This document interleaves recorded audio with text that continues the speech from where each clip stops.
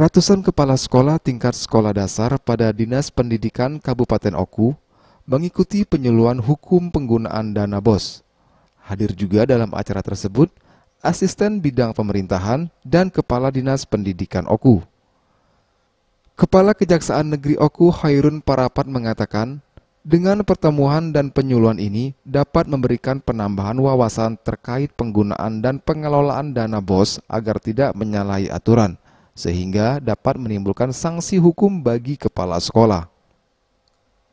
Ia berharap kepala sekolah menghindari penyimpangan penggunaan dana BOS agar dunia pendidikan di Oku semakin baik dan meningkat. Kita berharap ke depan kiranya pertemuan ini memberikan materi penambahan wawasan kepada Bapak Ibu Kepala Sekolah, terutama dalam hal pengelolaan anggaran di sekolah.